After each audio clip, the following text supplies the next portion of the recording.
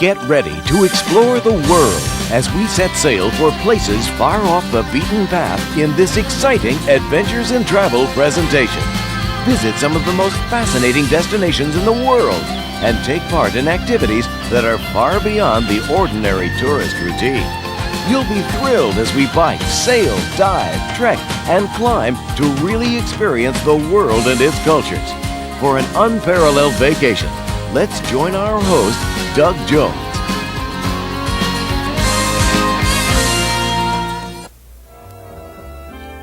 Our journey to Alaska begins in the city of Vancouver. Located on the western coast of British Columbia, Vancouver is our point of embarkation. As the sun rises over the mountains of British Columbia, the Island Princess makes her way quietly through Vancouver Harbor. Each summer, thousands of travelers journey to Alaska through the fabled Inside Passage on board luxurious ships such as the Island Princess. Our captain, Christopher Sample, and the deputy captain, Roger Knight, position themselves on the bridge wings as the Island Princess approaches her berth at the Vancouver Pier. Our ship is ending a one-week cruise from Whittier, Alaska. As soon as the lines are tied, 600 passengers will disembark, painters will touch up the hull, new stores will be brought on board, the ship will bunker 1,500 tons of fuel, and a staff of 300 will prepare the ship for another departure the very same day. In the afternoon, we will board along with 600 other passengers on one of the most popular cruises of all time, a journey through Alaska's Inside Passage, then north to the top of the world. There is a sense of excitement here that only a great ship can provide. The luxury, relaxation, and wonder of a grand style of travel that speaks of another age. Well-wishers on the pier extend an excited bon voyage as the lines are thrown and the Island Princess begins another journey north to the 49th state.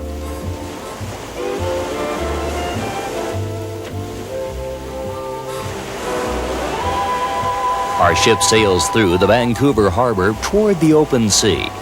As we pass under the Stanley Bridge, deckhands bring in the port flags, and another sailing is underway. The Island Princess is one of more than a dozen great ships that make this journey each week in the summer months. She sails out of Vancouver and then heads north along the Canadian coast. Our first stop is the lively town of Ketchikan, the first community of any size that we will encounter in Alaska. The Inside Passage is a natural, protected waterway created by nature. An archipelago of more than 1,000 islands forms a calm, protected passage north along the Alaskan coast. Ketchikan is a busy port, and its harbor fronts the main street of the town. The wood frame houses cling to the hillside above this community, which is still an active center for the fishing trade. Each morning, fishing boats head through the early misty fog to catch the Alaskan king salmon that are Ketchikan's main claim to fame. We dock in the center of a town that has the dubious distinction of being one of the wettest cities in the world. In the center of Ketchikan is a rain gauge that registers almost with a sense of local pride just how much rain the community has endured to date. Here in southeast Alaska, the weatherman has a pretty simple job. If he predicts rain, he stands a good chance of being right. Ketchikan sits in the midst of one of the most beautiful parts of the Inside Passage on a green velvet island. The community developed as a logging center. The timber industry is still active today. Logs are floated down the passage to the sawmill on the outskirts of town. With a population of only 11,000, Ketchikan is still the fourth largest city in the state.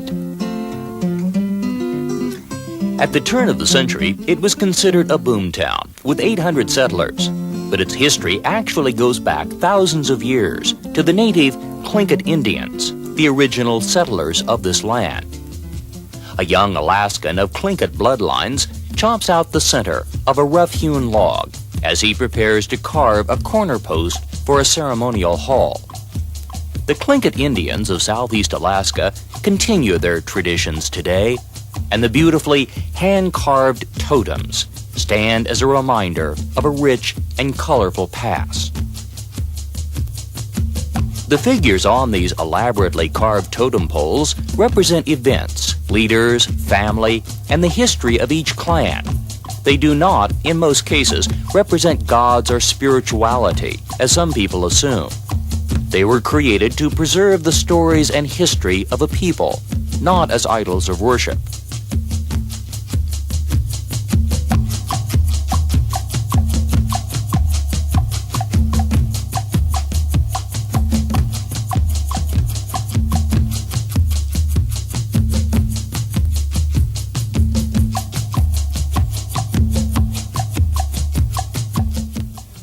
But the most colorful stories in Ketchikan's history come from a rickety walkway built on wooden pilings above the creek that runs through the center of town.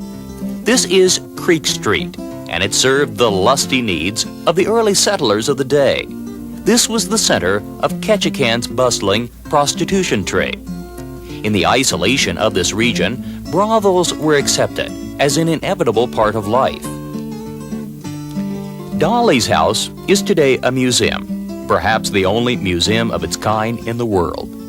The guides will tell you the history of the home, and after your tour, you may not approve, but you'll have a better understanding of why these businesses were allowed to exist. Dolly was Ketchikan's best-known prostitute. She wasn't a madam, she ran a sole proprietorship, and the house was her home. The decor is quaint, except hanging in the window was the bright red light. When it was on, Dolly was available. When it was off, she was otherwise engaged. Today you can't help but be struck by the simple, homey charm, a far cry from the smoky bordellos of most waterfront towns. Because the simple fact is that many of the men came in just to talk. They were lonely, and Dolly's biggest business was conducted on the parlor sofa and not the upstairs bed.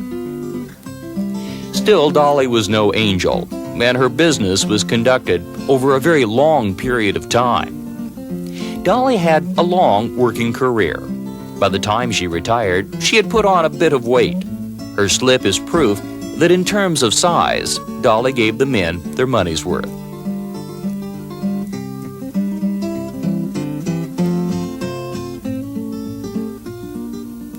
Ketchikan is the salmon capital of the world. Each summer, the freshwater streams that run into the Inside Passage offer one of nature's most amazing sights. These salmon have returned to the place of their birth to spawn. It will be the end of their lives and the conclusion of an amazing cycle of nature. Thousands of salmon eggs hatch in these freshwater streams each spring. When mature, the salmon will head downstream into the open sea, going through a physical change that enables them to become saltwater fish.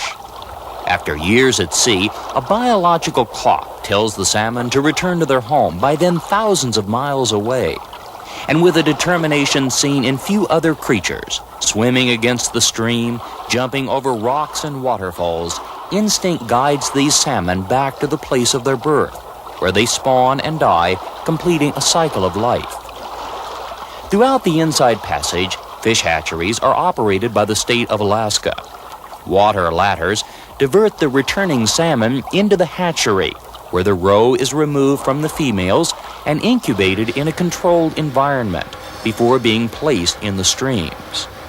By giving nature a helping hand, Alaska has increased the salmon population and made the fishing industry a dependable, important source of employment for Alaskans. At the Silver Lining Cannery in Ketchikan, processing operations employ thousands of extra seasonal workers. During the height of the salmon run, boats arrive one after the other, loaded with their catch. This is a feverishly paced business, not unlike the harvesting of crops. The salmon run occurs for a brief period of time each summer. Once it is over, the business will halt for another year. Each summer, the canneries offer wages that are impressively high in order to attract mostly college students from the lower 48. They come north for the summer, live in Spartan conditions, work in the canneries, and make quite a bit of money in a short period of time.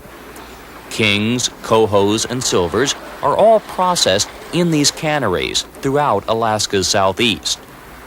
The canneries of Alaska date back to the 19th century, when the first Americans heading north from Seattle saw a great opportunity to capitalize on the bountiful salmon supply.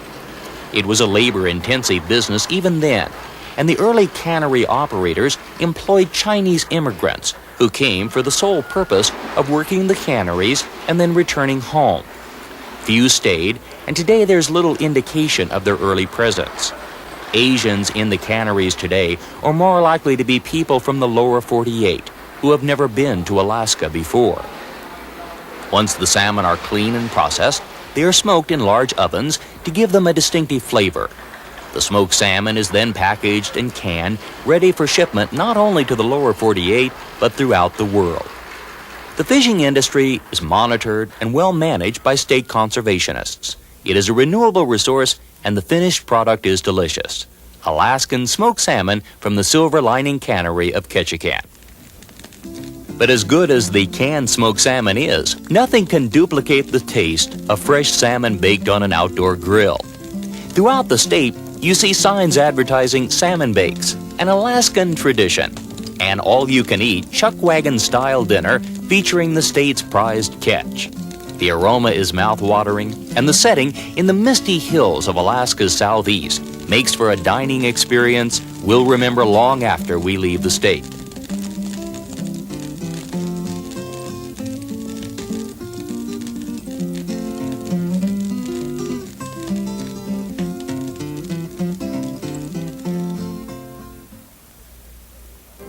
Because Ketchikan is on an island, roads are rare. This is the land of the small private plane. Float planes take off and land on runways of water, providing accessibility to a vast and pristine land. Misty Fjords National Monument lies to the east of Ketchikan. It is a wonderland of 2 million protected acres and a paradise for sportsmen and tourists alike. It is accessible only by air. Temsco Aviation of Ketchikan is going to take us into this wilderness region. After circling the mountains, our pilot lands our plane in the middle of a quiet lake. Each day, Temsco flies in fishermen early in the day and returns before sunset to take them out again. The experience is typically Alaskan, quiet, beautiful, and one of many shore excursions available to passengers from ships sailing the Inside Passage. With the gear, the passengers, and the catch aboard, the plane takes off out over the lake, soaring into the sky above the misty fjords of this beautiful land.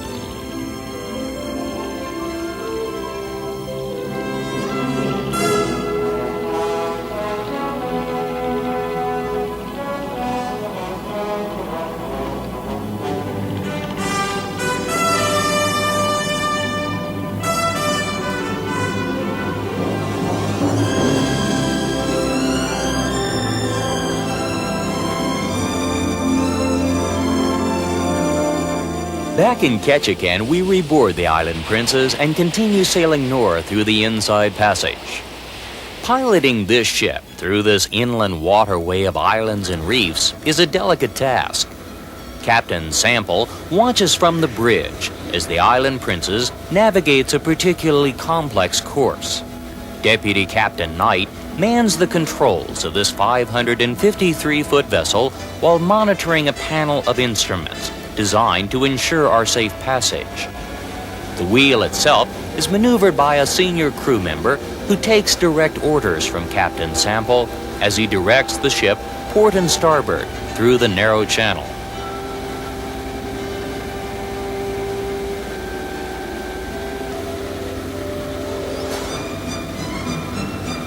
The job of our navigator, Graham Goodway, is very complex in this part of the world. Unlike Mexico, the Mediterranean, and much of the Caribbean, where a ship can steam for hours on one course heading, these waters are far more complex, filled with hidden reefs, rising and falling tides, swift currents, and other navigational hazards that require complex and precise navigation. P&O Lines has maintained one of the best safety records of any shipping line afloat. Tied in with safety is the radio room. It is the chief radio officer's duty to make sure the ship is in constant contact with other vessels nearby and to monitor the ship's exact position. When he isn't busy doing priority ship business, he'll put your personal phone call through. Passengers can call anywhere in the world through the satellite link. All of this and more is a part of the behind-the-scenes world of a luxury liner, whether sailing the high seas or the protected waters of the Alaskan coast. The weather is very changeable in the Inside Passage. While often gray, misty, and wet, it can also be beautifully clear. Warm summer days with bright sunshine reflecting off the calm, peaceful waters are common on part of any cruise north.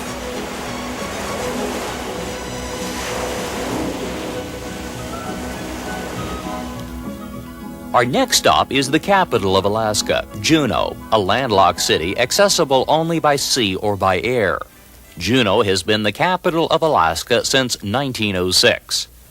By the time our ship has steamed north into the Gastineau Channel leading to Juneau, the weather has changed. It is gray, misty, foggy ahead.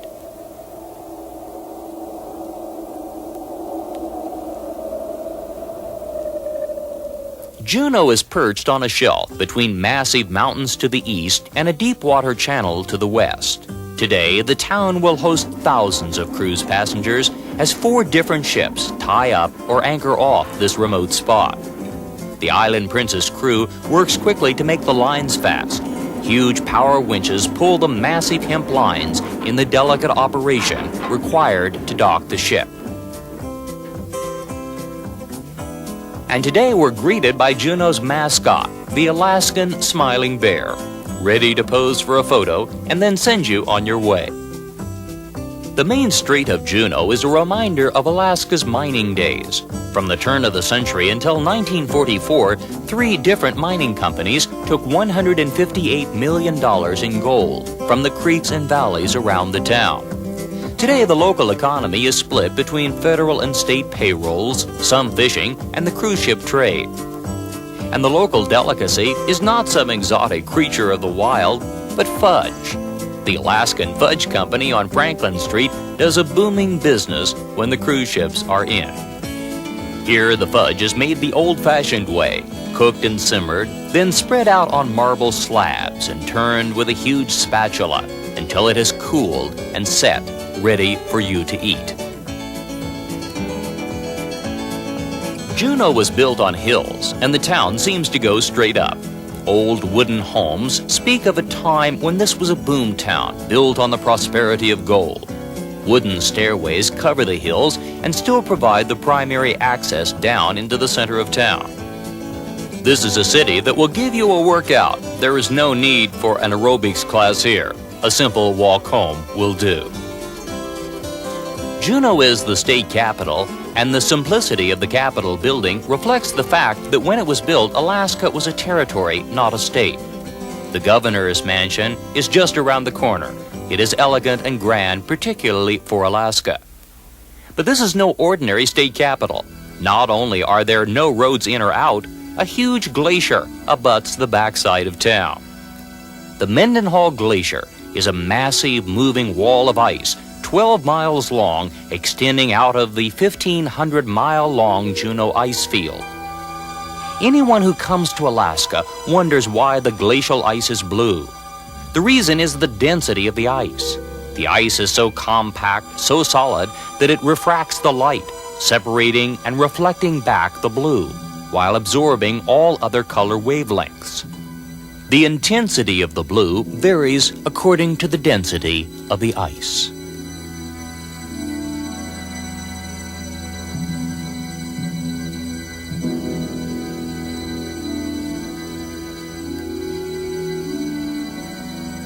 For many cruise passengers, one of Juneau's greatest thrills starts here at Era Helicopters. Each summer, ERA transports thousands of visitors high into the Juneau ice field. For many, it is their first helicopter ride. For almost all, it will be their first walk on a glacier.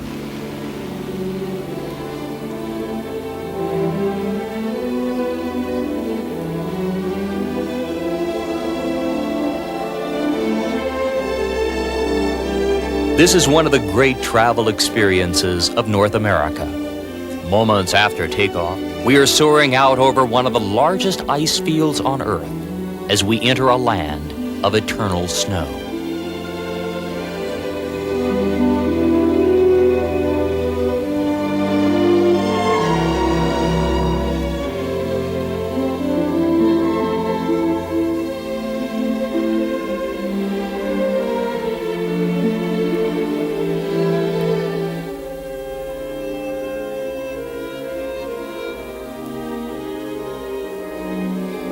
Our pilot searches for a flat spot away from the deep and dangerous crevasses.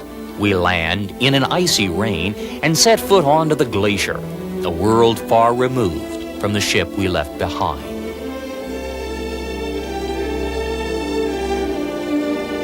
Glacial melt pours deep into the dangerous icy tunnels, reflecting a rich indigo blue.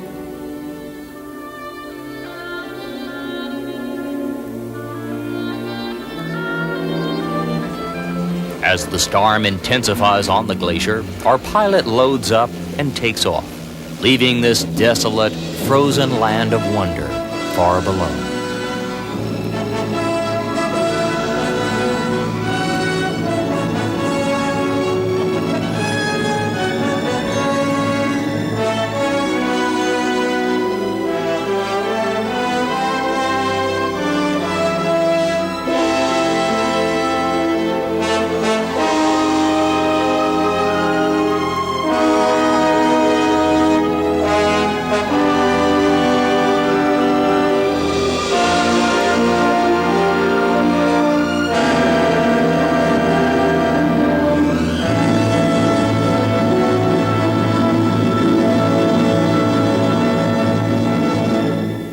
The Island Princess sails from Juneau at midnight.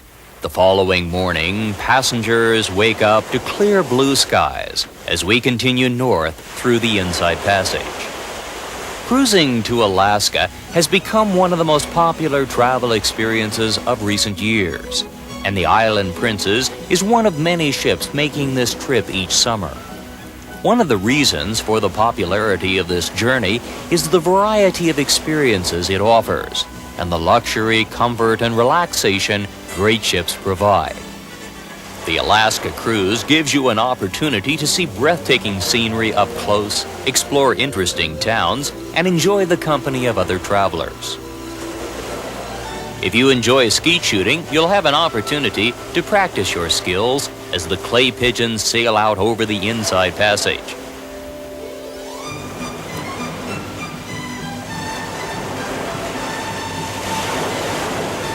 You might like to try your hand on the shuffleboard, Corp. Shuffleboard was first played at sea on P&O ships in the 1870s, and it still fills many ocean hours. Ping pong on the windy decks can provide an interesting challenge. It's not too taxing and a great way to spend part of the afternoon. The Island Princess has a fitness gym where you can bike, lift weights, join aerobics classes, and in general keep fit on your cruise. Physical fitness and regular workouts in the gym are standard features of life at sea today. There are also card games, gin rummy tournaments, and bridge classes each afternoon. And for many passengers, just relaxing with a good book is what life at sea is all about.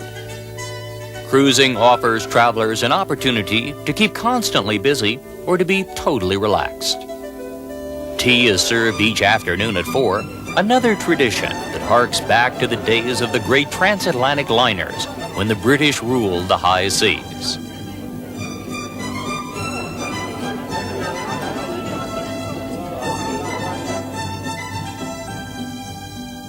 From Juneau, we steam north to one of Alaska's most amazing attractions, Glacier Bay. This protected bay gives us the chance to see some of the world's greatest tidewater glaciers. This day is one of the highlights of any Alaska cruise. A National Parks ranger boards the ship from a tender and stays with us throughout the day. He answers questions from passengers and offers a running commentary as the ship passes through this amazing waterway. Just 2 centuries ago, this was a solid mass of ice left behind by the Ice Age.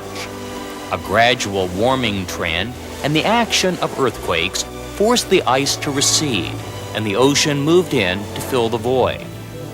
Today, Glacier Bay is 60 miles long. Its shores are lined with 16 major and dozens of minor tidewater glaciers that are all still slowly retreating onto the land. The Indians called it Thunder Bay because of the roaring sound that would echo out after the glaciers would calve massive icebergs into the bay.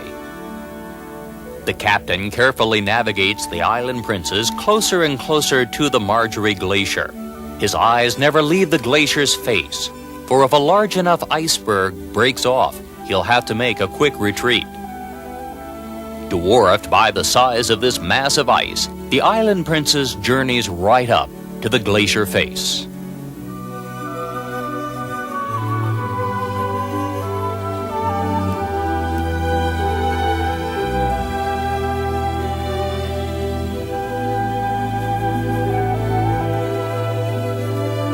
Passengers scan the snow-covered wall and listen for the creaking sounds, then point and watch as the glaciers calve into the sea.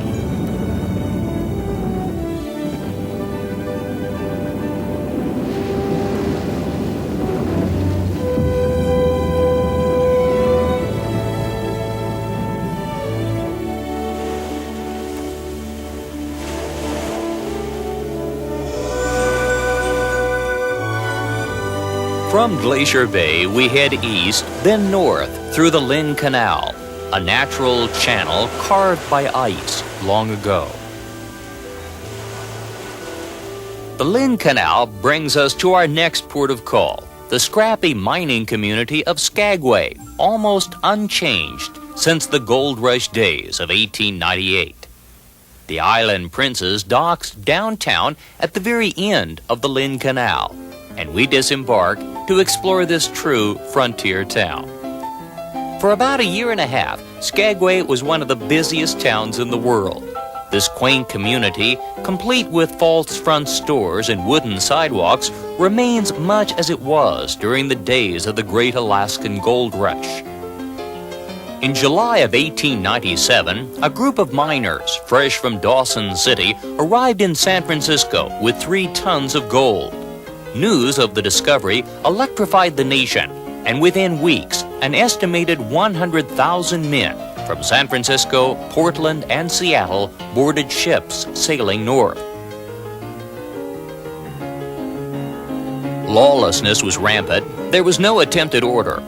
Prostitution flourished, and the cribs, little wooden huts, individual bordellos, still stand on the old main street. At the turn of the century, they offered services that were strictly illegal but widely used. A modern-day sign over one such crib aptly describes the services offered inside. Gambling flourished, liquor abounded, and the whole rollicking town had a frontier feeling that had long since vanished in the lower 48. On the outskirts of town, the cemetery speaks of shootouts and tragic deaths. Few people here lived long lives. The stakes were high, and the town attracted the misfits of America, seeking their fortunes in the hills that promised gold.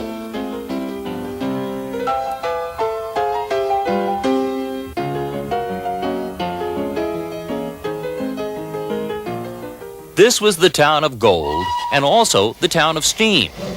The White Pass and Yukon Railroad still operates under the power of steam.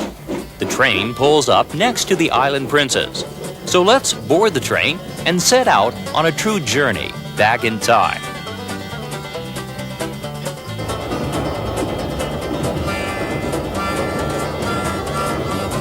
The story of this railroad is, of course, the story of gold. Thousands of prospectors had used the Chilkoot Trail and the White Pass Trail to the Klondike Fields. The route was torturous, and hundreds of men and thousands of animals died trying to get through the pass in the winter of 1898.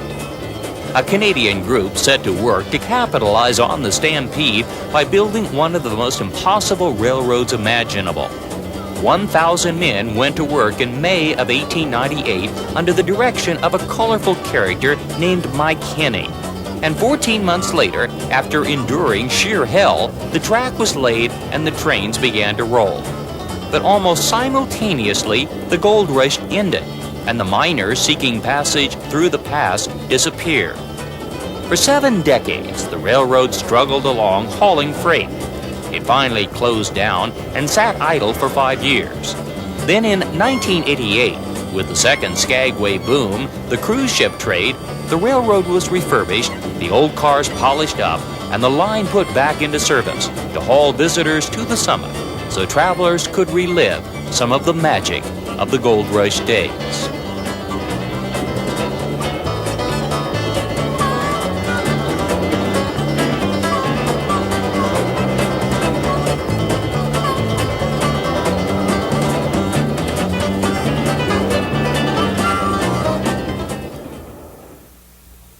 From the train, we now return to the ship.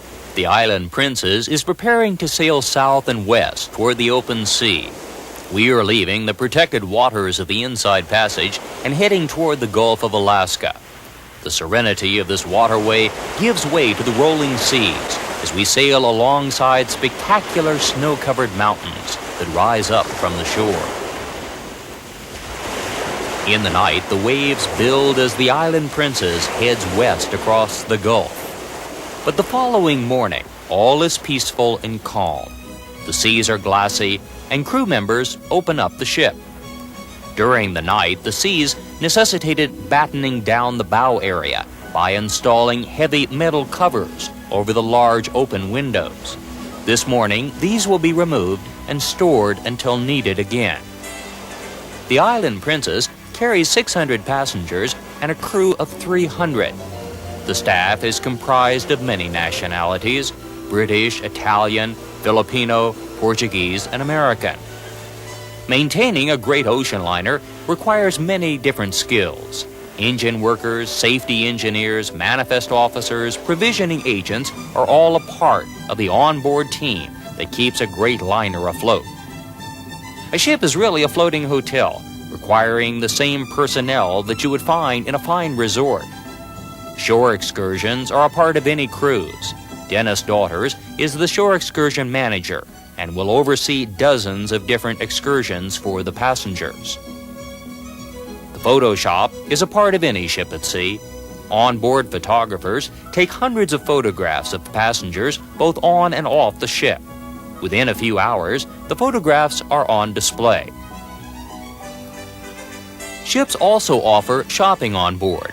International law allows duty-free shopping while the ship is at sea, and ships offer an interesting array of merchandise. The Island Princess offers a wide variety of cabins. The cabin that you see here is a typical medium-grade cabin designed for efficient use by travelers at sea. A daily newspaper, the Satellite World News, will keep you in touch with current events.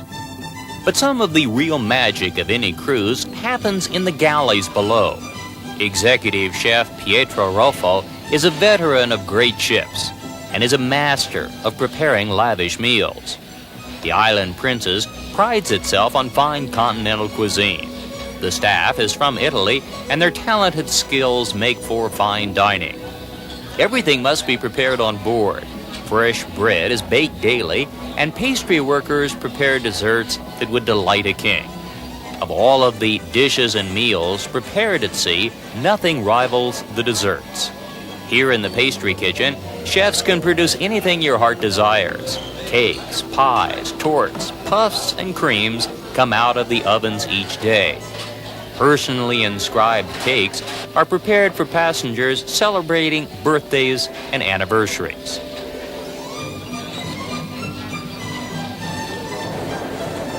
One of the real treats of our week at sea comes on our 5th day out, when the galley staff sets up the Gala Deck Buffet.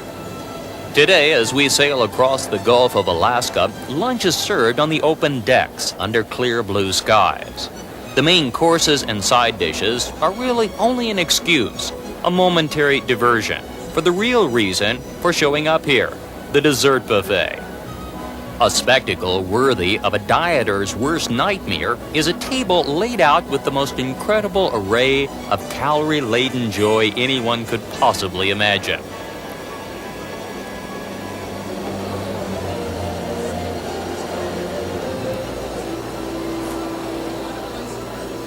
There is so much activity and milling around, you can discreetly make a half a dozen passes through. No one will notice except the staff who, like diet saboteurs, eagerly encourage you to do just that.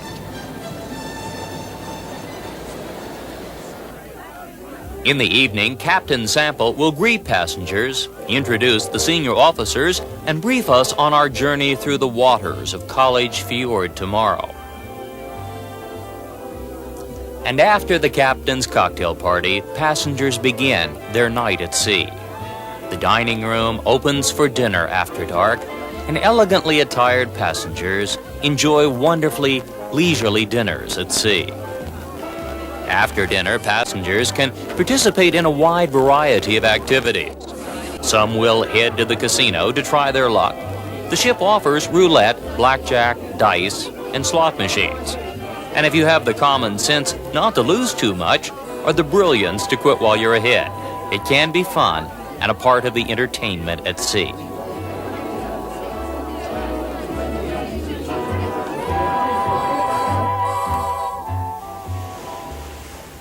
The following morning is our 6th day out. The Island Princess is completing her journey across the Gulf of Alaska, and will soon begin one of the most interesting experiences offered by the Alaska cruise, sailing through College Fjord. Tucked into the south-central coast of Alaska, College Fjord is a part of Prince William Sound, an ecologically sensitive area brought to public attention by the Exxon Valdez oil spill. Today, nature has healed most of those wounds, and few signs of those fateful days remain. The public furor that the spill aroused becomes more understandable as you sail up this sound. This is one of the most spectacular pageants of glacial ice anywhere on Earth. Dozens of glaciers tumble down into the sea. Each is named for a famous institution of higher learning, thus the name College Fjord. The size and scope of this land is almost beyond comprehension. Ice millions of years old, retreating, advancing, slowly shaping and reforming the face of the Earth.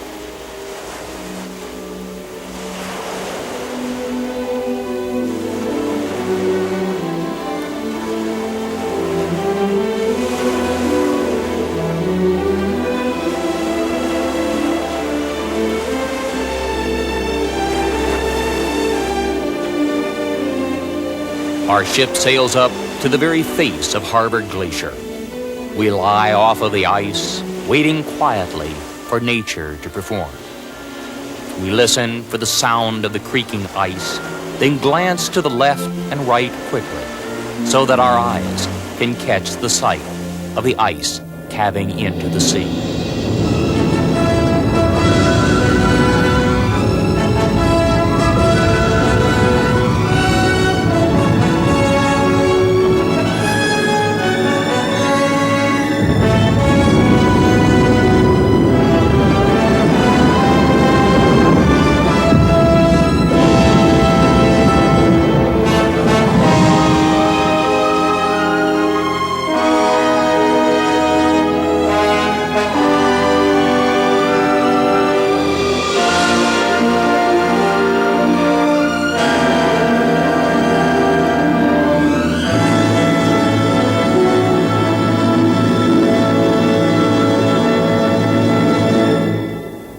From College Fjord, we sail west to the port of Whittier. Whittier is located on the eastern side of the Kenai Peninsula. Here we disembark, say goodbye to the staff, and proceed across the pier to the cruise train. Though located only 60 miles from Anchorage, Whittier is separated from the city by a mountain range. As a result, there is no road, only a tunnel through the mountains, built for the train.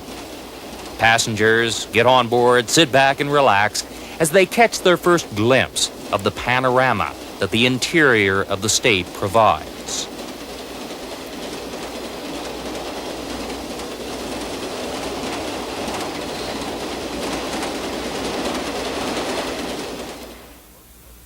Anchorage is located at the end of the Cook Inlet, first discovered by Captain Cook. It is the largest center of population in the state. Anchorage's history is brief. In 1915, it was nothing but an assortment of tents for the workers building the Alaskan Railroad. When the railroad was completed in 1923, Anchorage had a population of 2,000. By 1950, military operations had enlarged the population to 43,000. Today, its population hovers around 200,000, about half of the population of the entire state. It's a busy city, built on the fortunes of oil, agriculture, military, and government offices, and in the summer, it is surprisingly warm. But few aspects will surprise the visitor more than the fact that Anchorage is one of the garden cities of America. In July and August, Anchorage has more beautiful flowers in a rainbow of colors than almost any other city on the continent. Long summer days, when the sun never sets, provide a growing environment ideal for spectacular blooms.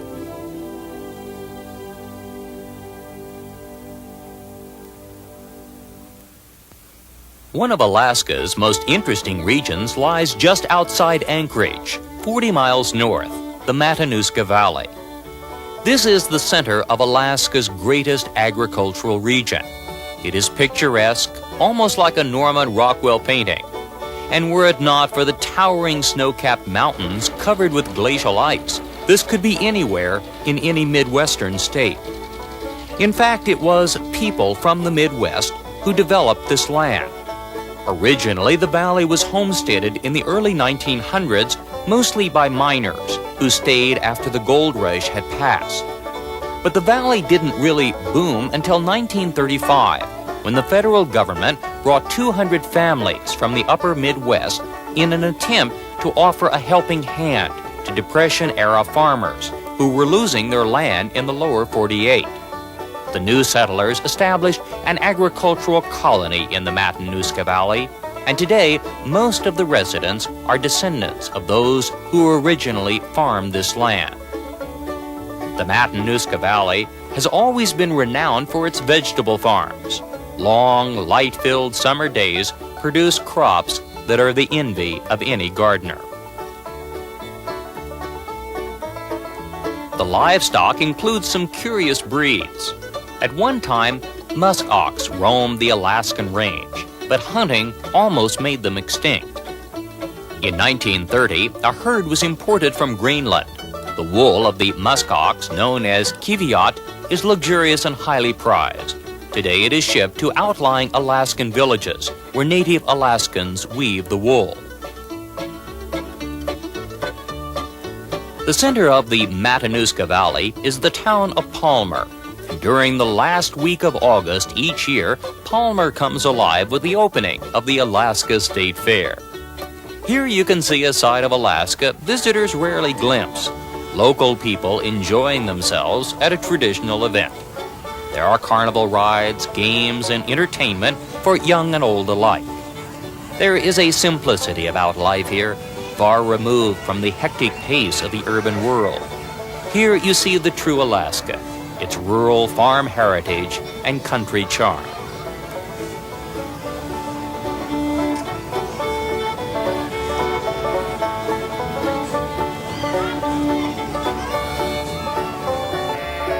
.4-H clubs are active, and animal barns show off the members' entries in the livestock competitions. Young boys and girls put up carefully made displays that their charges sometimes try to destroy.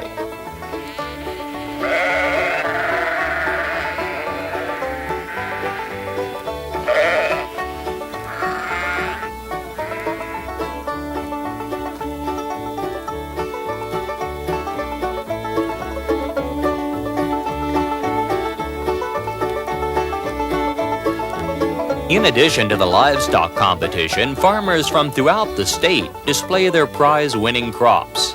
If you enter crops in these contests, they'd better be big.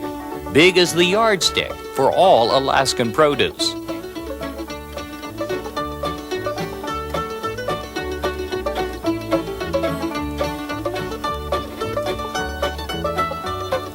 Alaska's giant cabbages are the stars of the fair. It was the stories of 50-pound cabbages that the government used during the Depression to encourage the Midwestern farmers to move north. This state fair winner broke all records, 76.5 pounds. You could probably make enough coleslaw from this one cabbage to feed a baseball team for a week. Alaskans love sports, and the isolation makes for some imaginative ideas. Thoroughbred horse racing is considered a little too elite up this way, so Alaskans make do with one of nature's least appreciated creatures, the racing pig. There is a sense of anticipation in the crowd. The excitement builds as the pigs are brought out of their stalls, draped in their colors, and mustered at the starting gate. The gun sounds and they're off. The favorite, Piggy Went to Market, is coming up fast on the inside.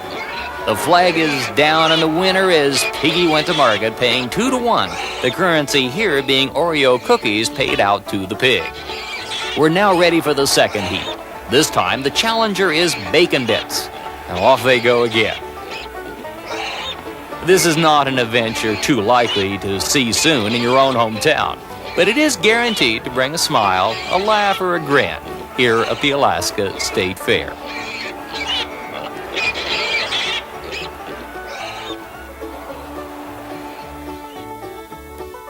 From Palmer, we return to Anchorage, pack our bags, and head to the depot to board the Midnight Sun Express. Each summer, between Anchorage and Fairbanks, the Alaska Railroad hauls on the end of its yellow passenger train luxurious double-decker dome cars. They were built by Princess Tours for passengers from their ships. The rail line actually begins in Seward to the south on the Kenai Peninsula and ends 500 miles to the north in Fairbanks. The story of its construction also reflects Alaska's early days. The railroad was a project of the U.S. government.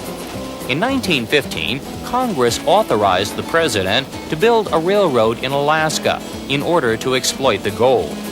Completed in 1923, it has been one of the transportation backbones of the state ever since. Today, the railroad's passenger service is booming. In summer, the Midnight Sun Express runs daily between Anchorage and Fairbanks. We also enjoy fine dining aboard the train. The Midnight Sun Express prides itself on having one of the finest railroad galley staffs in the world.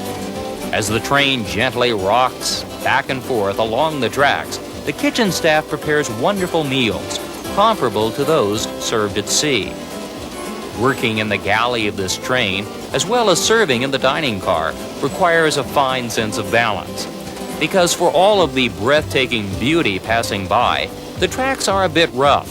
The line hauls freight and passengers on the same rails, and this, coupled with the winter climate and summer heat, means that the Alaska Railroad must work constantly to keep the tracks smooth.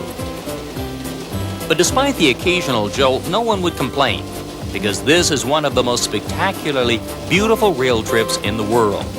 Rugged wilderness scenery, coupled with elegant luxury travel, make for a journey we don't soon forget.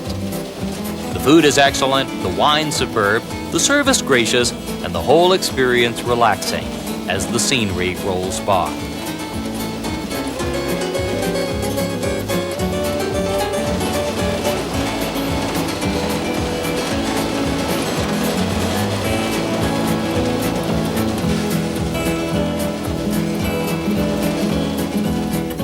From Anchorage, we have now moved into the center of the state. Fairbanks, Alaska's second largest city, has a population of just over 25,000. Fairbanks may be small, but it is the headquarters for much of the vast interior of the state. In the center of town stands a monument to the people of the North, Alaska's native population. the rugged men and women who have lived in this land for a very long time. Today, Fairbanks seems like a sleepy Midwestern town. Here in the center of Alaska, several native corporations manage the assets they have acquired in recent years. Sam Dementoff is one of the administrators at Doyon Limited, one of the native corporations created in 1971 as a part of the Alaska Native Claims Settlement Act. This was an attempt on the part of the federal government to acknowledge that the people native to the state had legitimate claims on much of the land, its resources, and potential wealth. The result was the allocation of 44 million acres of Alaska's land to 13 corporations and the distribution of stock to every native Alaskan born here before 1971. Throughout central Alaska, men and women can be seen carrying on a variety of crafts. The materials used reflect the land. Figures and forms carved out of soapstone tell of Alaskan life. Each summer, the state government distributes the green serpentine stone to outlying villages, where artisans create saleable pieces. Finished goods are sent to stores in Anchorage to help support a way of village life that continues in the remote wilderness regions of Alaska today.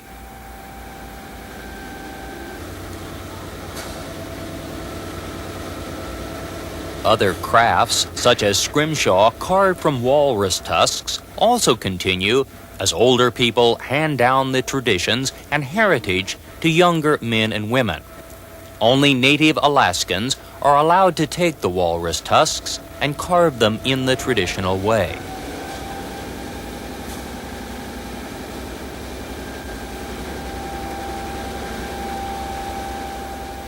Alaskans were always considered very social people, and dances were always a part of Alaskan life. Alaska's natives are divided into three distinctly different groups: Indians, Eskimos, and Aleuts. The Indians of Alaska comprise several tribes. Perhaps the best known are the Tlinkits of the southeast and the Athabascans of the interior. The people of the islands and the peninsula are the Aleuts, a seafaring people skilled in fishing and whaling. The Eskimos are the people of the north, the Bering Sea and the Arctic Ocean. Eskimos, numbering about 40,000, account for half the native population of the state. Games were also a part of native life, and those games reflect the skills needed and acquired to survive in this remote and wild land. Today, young Alaskans continue to play the same games in the form of organized competitions. And each summer, the best will compete in the World Eskimo Indian Olympics, a celebration held in Fairbanks each July. To compete, the contestant must be at least 1/4 native Indian, Aleut, or Eskimo. The competition involves 25 different events: the arm pull, the stick pull, the 1-foot high kick, the 2-foot high kick, and other interesting feats. Proud young men and women continue these traditions of their ancestors by participating in this annual event, a highlight of summer in the central part of the state.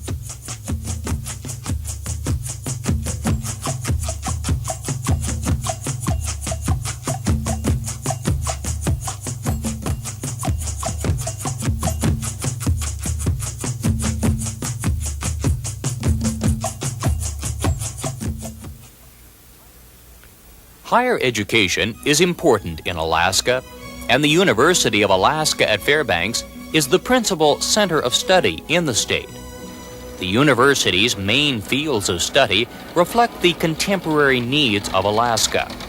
Agriculture is emphasized, and the experimental farm is one place where new ideas are tried and perfected. Crops are raised and hybrids devised to maximize the growing conditions peculiar to Alaska.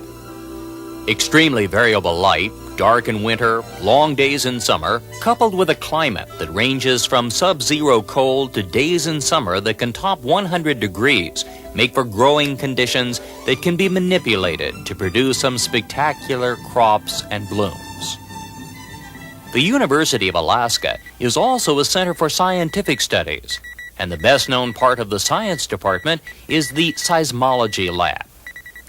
Alaska is a land of earthquakes.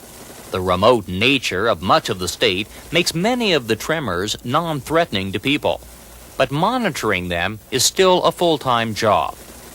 Dr. John Davies, a research seismologist, monitors plate movement over the entire Pacific Rim. Alaska's most destructive quake occurred on Good Friday, 1964. The quake registered 8.6, the strongest ever recorded in North America and one of the greatest quakes of all time.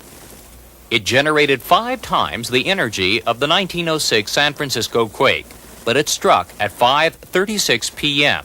after schools and stores were closed, and loss of life was relatively low. But of all of these stories to come out of Alaska, none will match the stories of gold. We're going to get our own chance to pan for gold at the Little El Dorado mine outside of Fairbanks. Andy and Pam Westcott, who operate this mine, haul us back into the hills on their own hand-laid railroad. The couple put in the tracks, built the engine, and staked the claim on the mine. Gold was first discovered in Alaska in 1848. Today, most of the mines have given out, and no one is sure just how much gold is left in the state. But Andy and Pam, with the help of the visitors who make this trek, still pull a modest amount of gold out of the hills. This is not lode gold, but placer gold, gold left by Mother Nature as debris in the land. You get at the gold by first running earth through a sluice. Since gold is heavy, it will settle to the bottom of the sluice through a series of filtering operations. Andy takes time to talk about this work, answer questions, explain the process of filing a claim, and tell stories of the gold rush days. With the heavy rock and clay removed, Andy shows you how to take a handful of the muddy muck and coax a few slivers of gold from the pan. It's a slow process of gradually washing off the top and allowing the gold to settle to the bottom. If you're patient, you will almost always find a bit of gold at the bottom of the pan.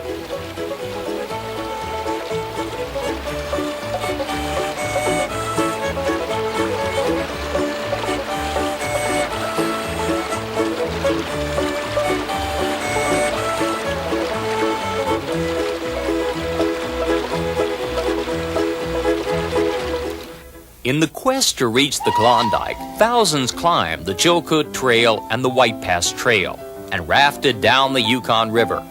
Others traveled north by steamer and boarded paddle boats on the Yukon that would take them back into the Klondike, hopefully before the river froze. Today at Fairbanks, the Riverboat Discovery lets you experience some of the feelings of those who took this route. Our journey begins on the Chena River, and we head downstream to the Nenana. At the junction of the two rivers, we see a curious sight, the wetting of the waters. This eerie, bubbling cloud is actually the joining of the clear waters of the Chena with the silt-laden stream of the Nenana. The lava-like mass is the fine powder-like silt from glacial rocks eroded over millions of years. Once on the Nenana River, our boat picks up speed as we head downstream on the swift-moving current. The water is chalky gray, the silt so thick it looks almost like wet cement.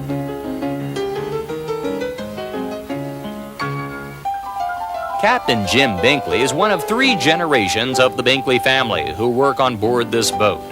This is a true family affair. The Binkleys really do make everyone feel at home. They are dedicated Alaskans, determined to have you enjoy their state.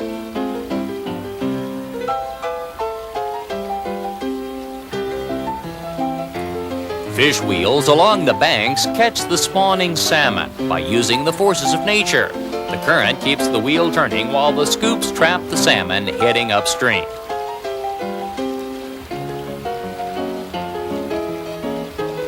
A ride on the Discovery is one of the highlights of Fairbanks, a bit different from the island princes awaiting us back at sea. We have traveled north halfway through the state, first by ship, then by train. Now the rugged wilderness of the tundra, the Brooks Range, and the land above the Arctic Circle awaits. This journey north, almost to the top of the world, will be made by motor coach. We will travel 415 miles north on the Dalton Highway to Prudhoe Bay. This is a restricted road, all gravel, no services, a truly desolate trail. It is the Haul Road, and it was built in 1974 to move goods and men north so that the Trans-Alaska Pipeline could be built. Each year, a selected number of travelers journey north on the Dalton Highway for a summer adventure in the Arctic. We cross the Arctic Circle 175 miles north of Fairbanks. The coach stops here, and each passenger can pose for a picture and then receive a certificate to prove that he or she has traveled above the 66th parallel, where the Arctic begins.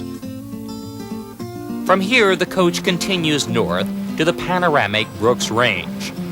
The Haul Road parallels Alaska's biggest project, the Trans-Alaska Pipeline.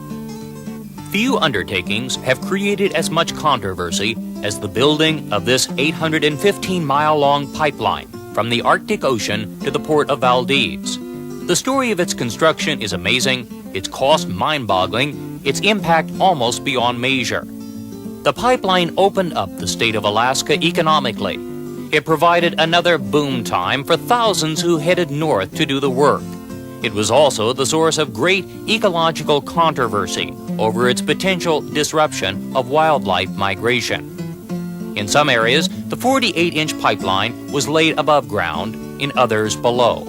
The above-ground sections were built over the vast stretches of permafrost.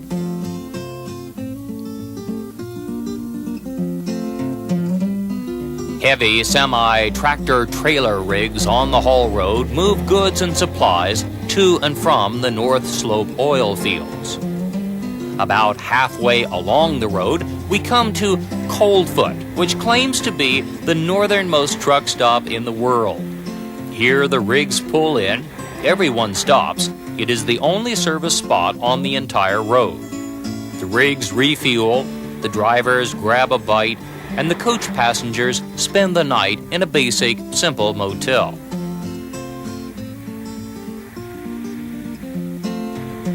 And if you have trouble sleeping, why not go sightseeing out over the Brooks Range? Gary Smith is going to take us up in his single-engine plane on an amazing excursion. The scenery is beautiful. The Brooks Range is bleak, serene, and still covered in snow. But the most amazing feature of this ride is the time. It is the summer solstice, June 22nd, and we are soaring out over the Brooks Range at midnight, here in the land of the midnight sun.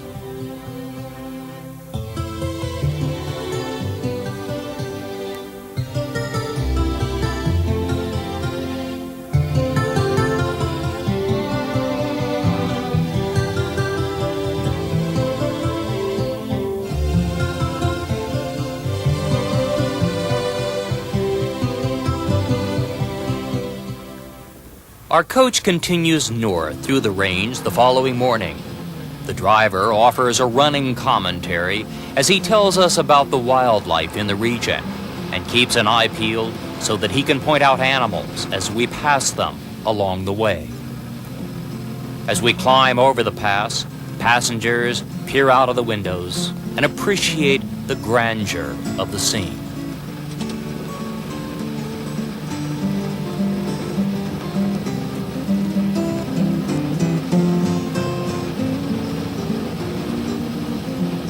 After descending the north slope of the Brooks Range, we start out across the vast tundra of Alaska.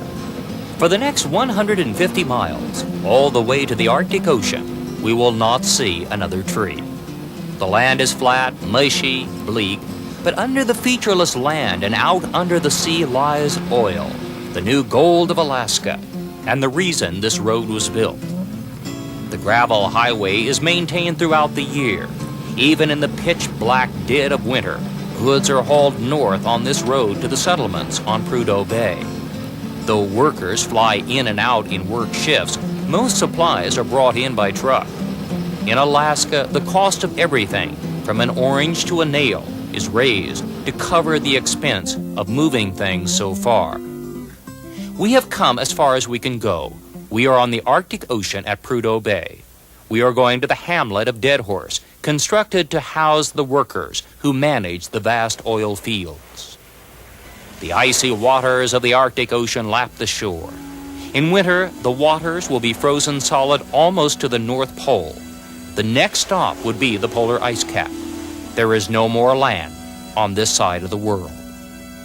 The rig stands silently on the horizon, pumping oil from under the North Slope. The men are housed in basic dorms, and they work long hours. They spend their free time in the gyms, watch a little video, read and sleep. They come to the fields and work for several weeks and are then flown back to Anchorage. It's hard work. The reward is very good pay and a lot of time off.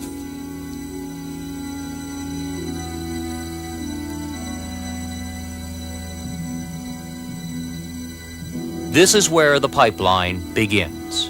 Mile 0, where the oil begins its journey south. From this point, the oil flows across the state to the port of Valdez, where tankers transport the oil to countries around the globe. The Trans-Alaska Pipeline is the single most important component in the economic lifeblood of the state. From Prudhoe Bay, we return to Fairbanks, where we reboard the train south en route to our rendezvous with the Island Princes in 5 days' time. The scenery rolls by as we make our way downstate and once again enjoy the luxury and comfort of the Midnight Sun Express.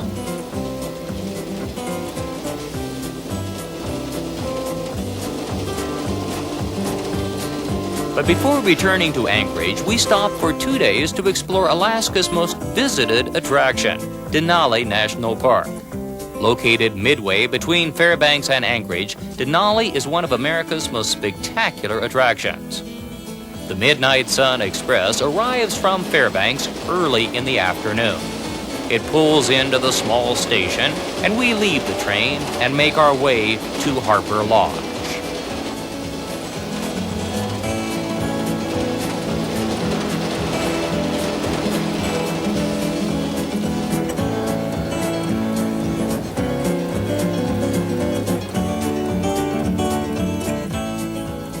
Few wilderness areas have survived so untouched and yet so accessible.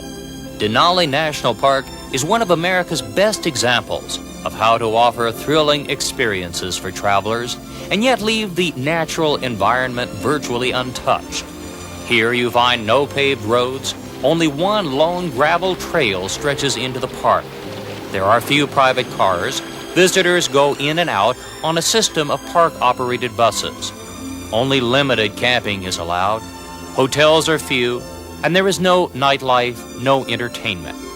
Just the thrill of the wild, nature at its very best.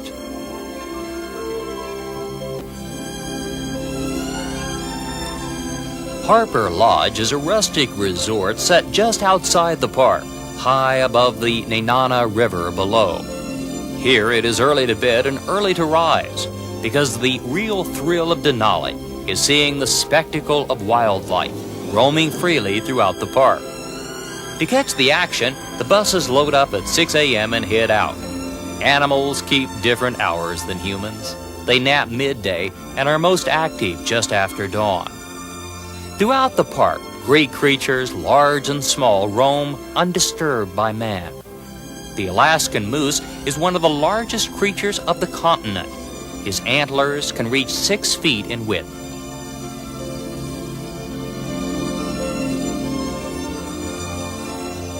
Caribou migrate throughout the state in impressive herds. Dall sheep live on the steepest slopes of the range. Here, we are observers of, not participants in, the passing scene. Of all of Denali's experiences, perhaps the most amazing is coming upon a grizzly bear. They roam throughout the state and are highly concentrated here in the park. They are beautiful and impressive, but also dangerous, and visitors must keep a healthy distance downwind. But not all of the animals are wild, and no animal figures as large in the history of Alaska and mankind as the dog. Here at Denali, park rangers train the renowned Alaskan sled dogs. This breeding is done for strength and endurance, not for pedigree. In fact, by American Kennel Club standards, all would be considered mutts. It was the dogs of Alaska that helped to open this land. Until bush pilots began to fly out over the state in the 1920s, dog sleds were virtually the only way to travel any distance at all.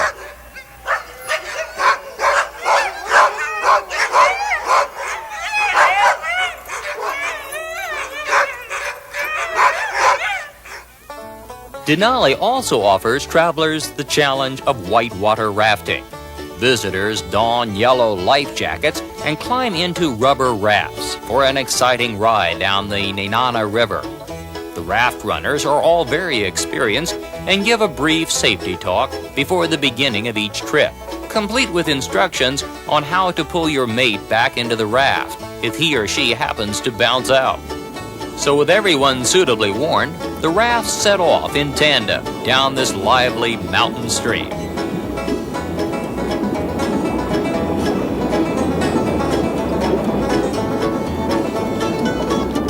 The one thing you can't bring along is your camera, not because you might lose it, but so that you won't ruin your equipment.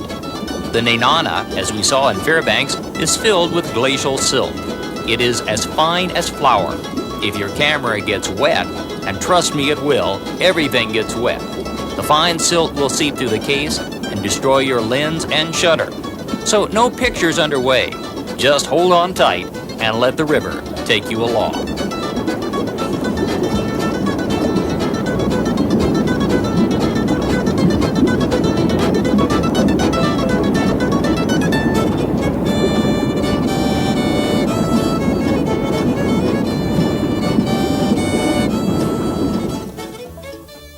Denali means the Great One, and this is the Great One, Mount McKinley, named after President McKinley in 1896. It is the highest mountain in North America at 20,306 feet, and one of the highest mountains in the world. Each year, tens of thousands of visitors stand at its base, awed by its colossal size. But for a special few, the experience is heightened by the thrill of a plane trip to the peak. Moments after takeoff, we are soaring high above the majestic beauty of the mighty Alaska Range.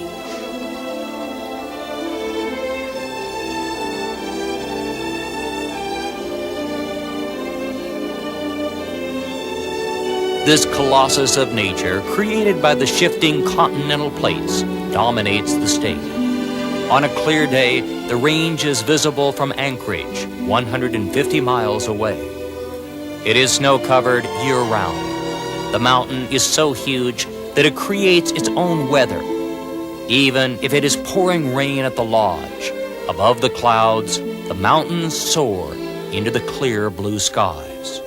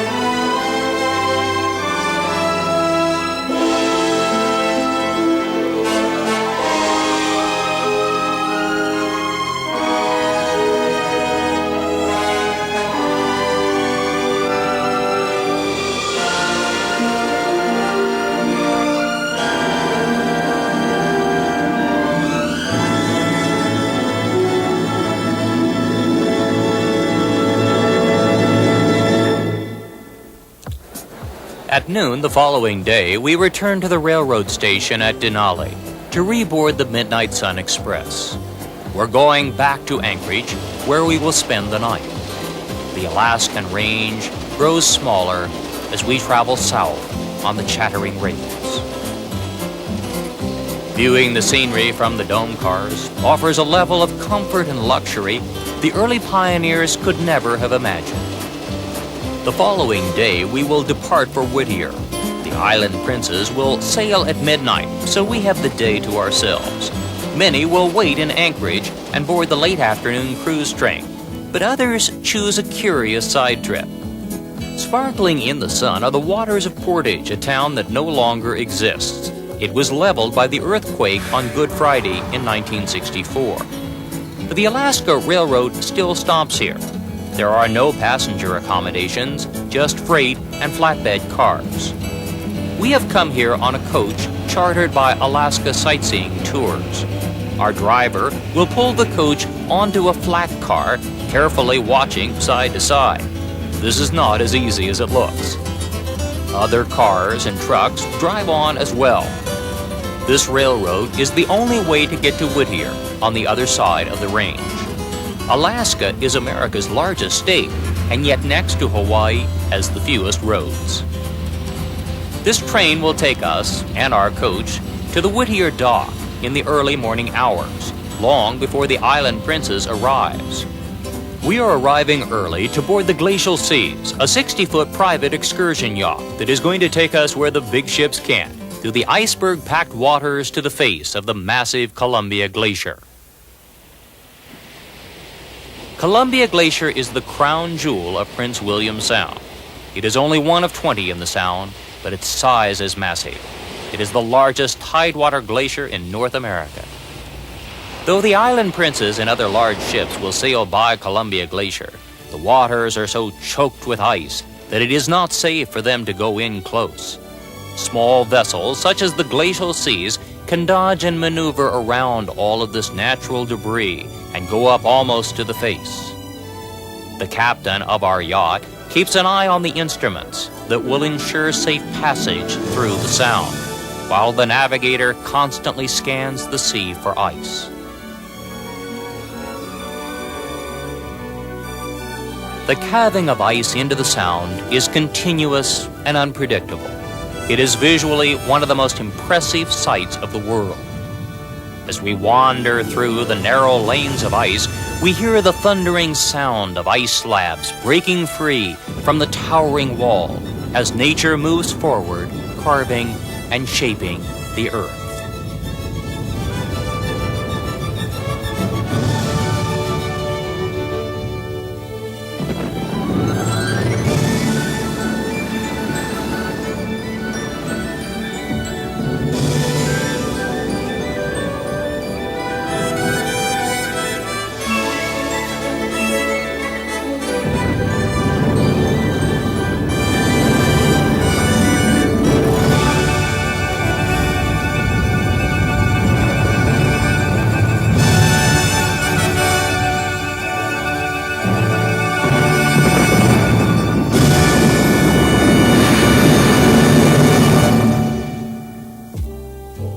From Columbia Glacier, we return to Whittier. The sun has set, and we reboard and prepare to sail. We have been all the way to the Arctic. We have seen the Earth and the ocean in panoramic form, and we have experienced the world in a way that only Alaska can provide. The Great Alaska Cruise is one of the world's most memorable travel experiences, enjoyed each year by thousands of people who sail north on great ships like the Island Princess to Alaska, America's Northern Star.